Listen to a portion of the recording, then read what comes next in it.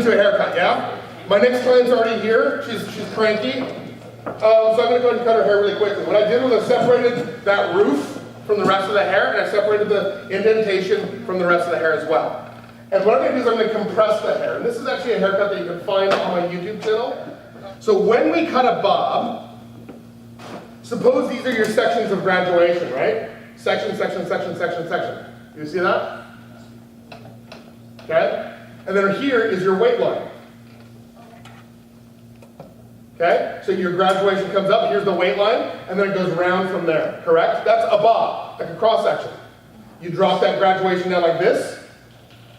You drop the weight line down, but that's your different graduation, right? So instead of taking little tiny partings, what if instead we took all of the hair and compressed it to that intersection right here?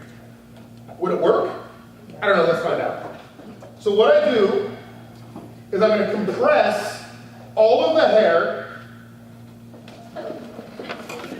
so the elbow, that and that, I'm going to cut it. Now I'm going to pull this all back to square. That's going to give me my triangular type shape. You can see that there, yeah? And as I cut, I'm going to do a sewing machine effect. So I'm going to insert the scissor and then pull out as I cut. And the pulling out pulls the end of your cut back into your guideline, giving you a straighter line. Underneath is coming up to it. All that hair on top is going down, converging it all together, or compressing the hair. Pull it out as I cut. Take a deep breath before doing it because it's very scary. Now, we're going to brush it down and look at it. Can you see the graduation now, though? Yeah. This year's ugly. Duh. Take it off. So right there, I'm going to use my longer scissors now, right where that hair wants to be taken off. Can you see where it went fat, fat, fat, fat, fat here, skinny, and then it just kept going? Yeah. The hair wants to be cut there. I'm going to cut the side. Instead of my finger to hold the hair, I'm going to use my comb. Already I'm loving the shape, yeah? Yeah.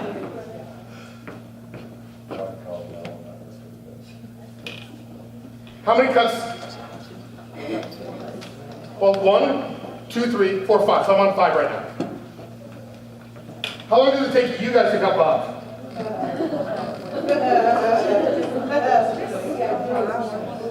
I always say that I'm not really good, but I'm very fast. Nice, nice. So why did I take the roof out? Can anybody tell me why I took the roof out? It's Geico. Right? If I make a mistake down here, I can usually cover it up with the roof. So what I'm going to do now is I'm going to go straight up to the top of the head. I'm going to get right on top of the weight line, right? Just above it just a little bit so it'll be rounded. I do want to maintain a little bit of a line.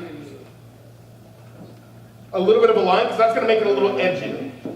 I'm not going to worry about this a whole heck of a lot because I am going to texturize it a bit. So all I'm doing is exactly the same haircut. I'm just going right above where that line is. Just removing that little excess. The front's going to stay where it is. We're going to layer the back here in 1 second. Let's layer. So haircut complete. I can blow dry and send it on our way. Clean up around the edges here, but I can send it on the way. But I want kind of a rounded, more texturized stuff on top, right? I don't want it to look like her mom's bob. I want it to look like, something, like we said, a little edgier, yeah? And I'm going to compress still, because I like compressing. And what I'm going to do is I'm going to compress it. I want it shorter in the center, and I want it to expand out like this towards the outside. So I'm going to take out her very front hairline. I'm going to leave that there, again, for safety. And then I'm going to make kind of like a wee yarmulke around the back of her head. And I'm going to secure it with an elastic. Yeah, kind of, yeah.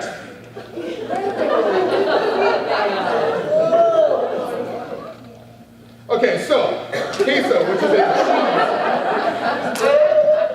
I want the shorter layer to be pretty short in the center, and then I want it to expand out. So I'm going to cut that all off.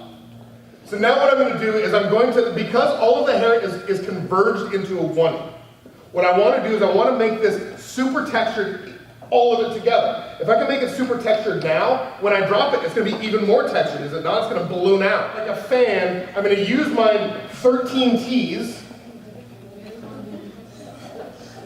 And we've all been told that like 13 T, or that you're not supposed to use a scissor on wet hair, a texturizing scissor on wet hair, right? The reason why is when you pick that hair up, like this, it wants to do that. See that? See how it's leaning because it's wet?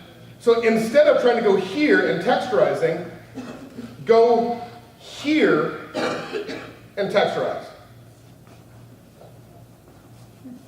And this is my 13T.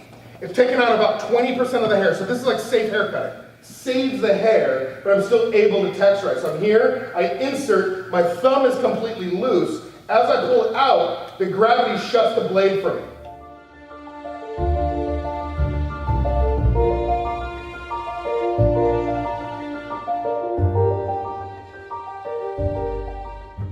So I'm going to go ahead and pull that out, and now the haircut's complete.